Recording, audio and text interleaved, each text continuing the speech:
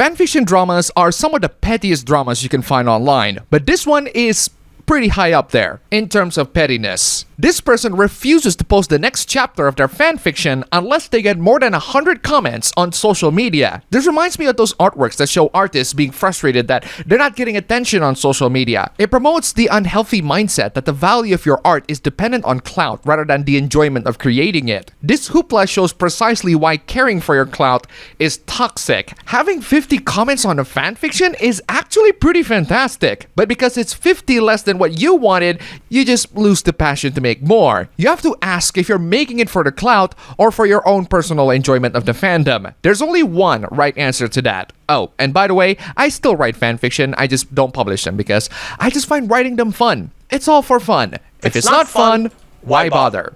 Whew, I've been busy the last couple of days. I've been going off-road and driving around the mountains. It's super fun. I was on a trip for a couple of days around Bali, and I want to show you this interesting Oreo called Oreo Play Pack. This Oreo seems to include 4 game collections, including Snakes and Ladders, Checkers, Ludo, and Tic-Tac-Toe, my absolute nemesis. Unboxing the package reveals 4 halves of a normal Oreo and a piece of paper containing the board game. Bizarrely, the Oreo flavors are 1 original and 3 chocolate creams. I thought it'd be all originals. That's disappointing already, but hey, at least I have 4 board games to play, right? Nope, I only have 1 and it's Ludo. You have to cut out the pieces and fold them, but they could barely stand, so we have to flatten them out. But hey, it doesn't matter because the game is fun. If it's not fun, why bother? So, is the game fun?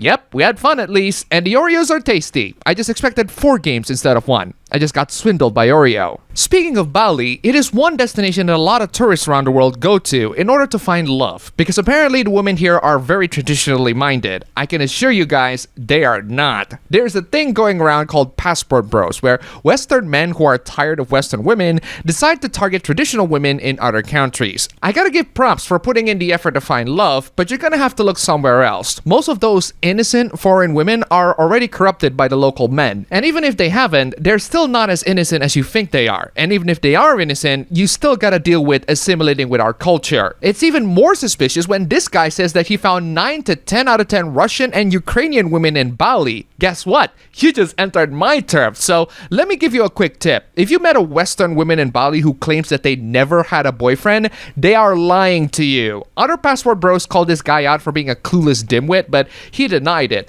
They're just jealous. That is until he got hosed by them hoes. Enjoy the Saminyak toe sucking, buddy. At least you're not doing rim jobs. We got plenty more hooplas about finding love. But before we get to those hooplas, this video is brought to you by all these wonderful people. You guys are fantastic. If you want to see your names among these legends, then check out the links down below. Just $1 and you have supported this channel immensely. Seriously, thank you so much. And now we got more and more people trying to find love by selling themselves in the weirdest of ways. Check out this pathetic dating profile. I mean tweet. 18, single, alpha male, wildly successful, and passionately pro-Trump. Do you find this attractive? No, I do not. You're bragging about being 18 years old and single, but also bragging out about being an alpha male. What kind of alpha male is single? I thought alpha males were supposed to draw in all the hot chicks, but being single doesn't sound very alpha to me. Oh, I get it. I think they meant alpha as in the real world version of self-proclaimed alpha men, as in men who brag about banging all the hot chicks in the world, but don't want to get into any sorts of relationships and commitments because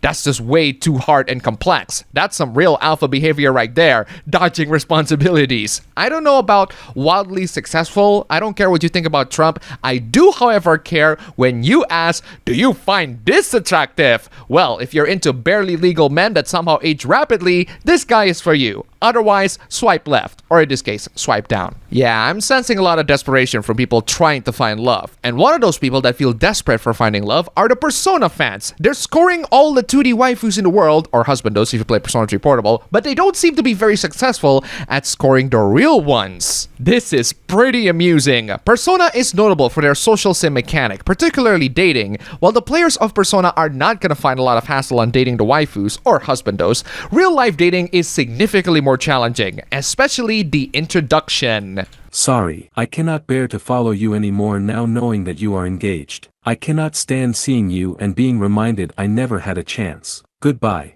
Well, that's one reason to unfollow someone. Pro tip to all the singles online, if you're following people in the hopes of dating them, I recommend you check the followers list because at least 1% of them are people who follow them for the same reason as you. In other words, join the weirdo queue. That said, while the Persona games make dating the waifus or husbandos seem easy, they did get the basic ideas right. There are good notes to take from the game in terms of dating people in real life. But what do I know? I'm just some loser online. But at least I don't follow people expecting a date from them. Moving on from dating and love lives, let's talk about Hollywood movies. Oppenheimer is a fantastic movie. I think it's one of Christopher Nolan's best works. Then, you got this doofus. Oppenheimer and Hollywood in general are the propaganda machines of the West and America.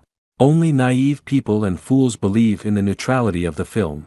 The film is not propaganda. Have you seen it? Calling people idiots is not an argument. Why do you believe everything they, media, companies, governments, celebrities, etc., say? We don't. What are you on about? While their literal work is spreading lies, propaganda, and social engineering, that means you accept the words of someone whose job it is to lie and falsify reality. How did Oppenheimer falsify reality? You only told us that it is and asked us to trust you, bro, because you're an idiot if you're not. That's what propaganda does. It has nothing to do with watching the movie or not. I'm just pointing out a fact about the Hollywood garbage industry. Hollywood is garbage and you act like a propagandist. And finally, I want to talk about the subplot that was cut from the last video because it's a bit too long already, even though it's a shame that it got cut. It's very relevant for that video. PC gaming is like a lot of hobbies in the world. If you have lots of money, you have less time to think. Building a PC is extremely costly. That is technically true. If you have a high budget, the cost would be your money. But if you have a low budget, the cost would be your knowledge, because you have to be smart enough to know how to navigate the online shops to find good deals and know which component or PC is a good deal or not, especially in the used market. Changing the pieces every 3 months is not something I'm willing to pay for it. Every 3 months? First off, they're called parts, not pieces. And second, no one needs to change their parts every 3 months. That's absurd. Not even games released on the PC evolved that much. Even if this is just hyperbole, you don't have to change your PC parts as long as the games you're playing are still perfectly playable. Since people are going retro these days, your phones will run them just fine. And that's all for the video today. Guys, thank you so much for watching. If you like this video, please don't forget to click the like button and subscribe for more. Don't forget to check out my ABB Show stream channel, link down below. Go subscribe. As always, thank you for watching, and I'll see you all next time.